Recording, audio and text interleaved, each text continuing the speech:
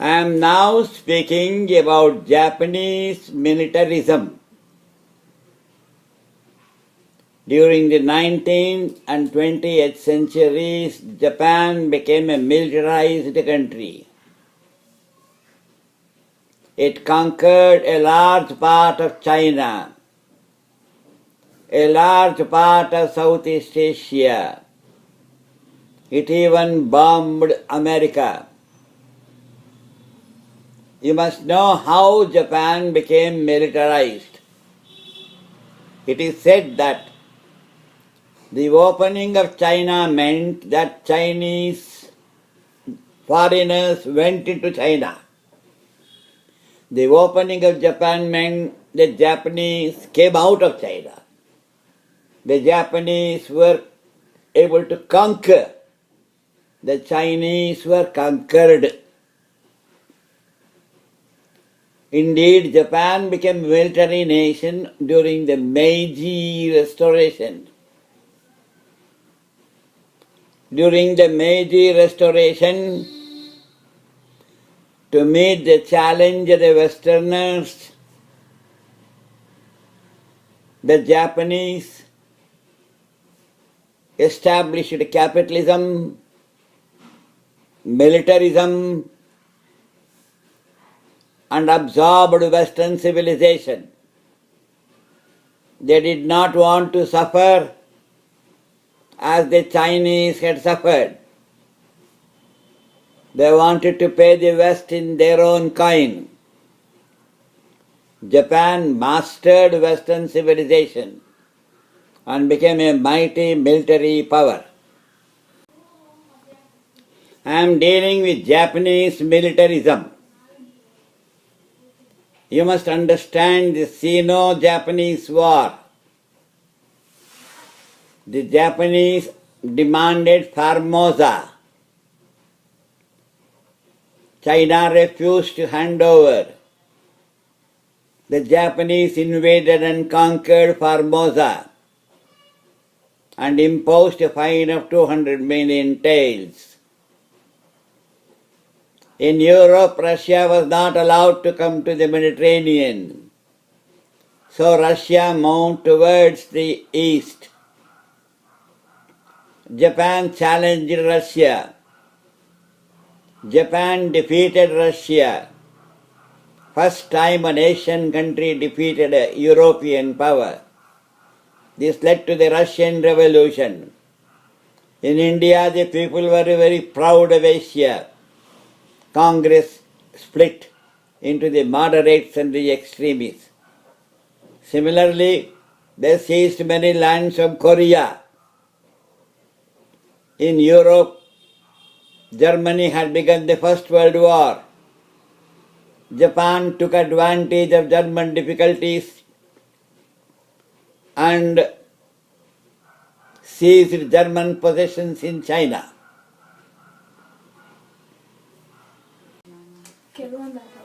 I am doing Japanese militarism. It was Japanese militarism that led to the Second World War. Indeed, China had become totally subordinate to Japan. China had become a protectorate of Japan. Japan presented 21 demands to China. China refused to yield to them. She was already subject to Japan a lot. Now she would become totally slave. Japan threatened war, forced China to accept some of them. In the meanwhile, the First World War ended. The Treaty of Versailles was signed. The Treaty of Versailles did not help China. Japan therefore became bolder. But the success of Russian Revolution led to the growth of communism. The Americans were frightened of communists. Therefore, they sent some bandits to operate in Siberia. The Japanese also moved to Siberia. Japan took advantage of every opportunity to acquire more territory. You may remember that Japan has no minerals. Therefore, Japan conquered as much territory as possible. I will be discussing in this slide what the Allied powers, that is Britain, France, USA, decide at Washington regarding the Navy.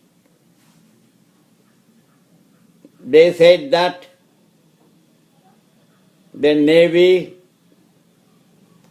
to be possessed by Britain, America and Japan should be in the ratio 5-5-3.